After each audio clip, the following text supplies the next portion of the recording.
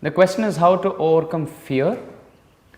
Now, fear is an emotion in us which is completely material, and the fear is always in context of losing something that we cling on to.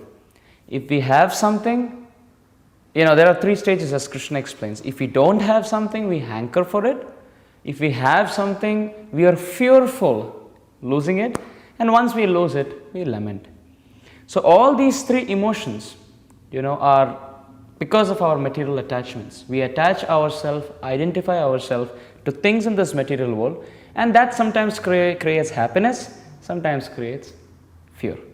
So just like we find sometimes the tides go up, the waves in the ocean, it's high and sometimes it's low.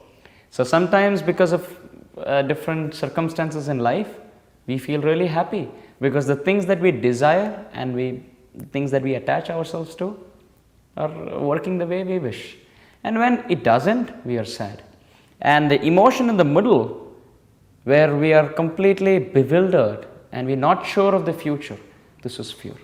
So therefore, to overcome fear, we have to take shelter of He who makes us fearless. Govinda Das, a great poet and a devotee of the Lord, he writes a song which we sing, and he explains how to overcome fear.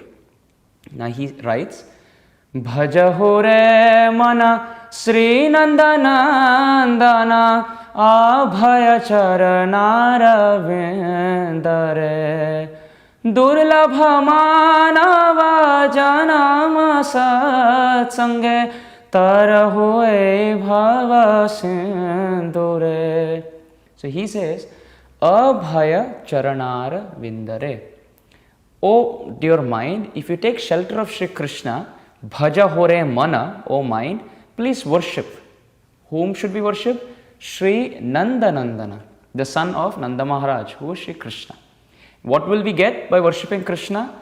Abhaya charanara vindare. Bhaya means fear, and by worshipping his lotus feet, charanara vinda, we become abhaya. We become fearless. Also in the Srimad Bhagavatam, it is described, Yasyam vai shrunumanayam Krishne paramapurushe bhaktir utpadhyate pumsam shoka moha bhaya apaha. By hearing Srimad Bhagavatam, or by hearing the glories of the Supreme Lord. Who is that Supreme Lord? Krishne paramapurushe. Krishna, the Supreme Personality of Godhead. By hearing about him, shrunumanayam, what happens? Shoka, moha, bhaya, apaha. Three things are destroyed.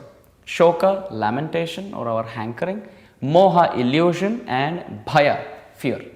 So when we take shelter of Shri Krishna, even if now at the moment we are afraid of so many things, we are afraid of death, we are afraid if our business collapses, we are afraid of losing our near and dear ones. If we take complete shelter of Shri Krishna, our perspective completely changes. We see everything as the plan of the Lord. We see everything as the property of the Lord. When you don't possess anything, definitely you won't fear in losing it. Because every circumstance can be seen in two ways. Either you lose it because it belonged to you, or it belongs to Krishna and Krishna gives you and takes it. So when Krishna gives you, you accept it as service. When Krishna takes it back, nothing wrong, because ultimately it belongs to Krishna. But when we are egocentric and when we think this belongs to me and God snatched it away, then that creates lamentation, that creates fear. If we take shelter of Shri Krishna's lotus feet, all the fear are completely gone. Padam padam yet vipadam na tesham. So even if there are reasons or sources to frighten us and reasons that could make us be fearful or afraid, if we take complete shelter of Shri Krishna and leave behind our false ego, then we will find the more you approach Krishna, the more fearless you become. Hare Krishna.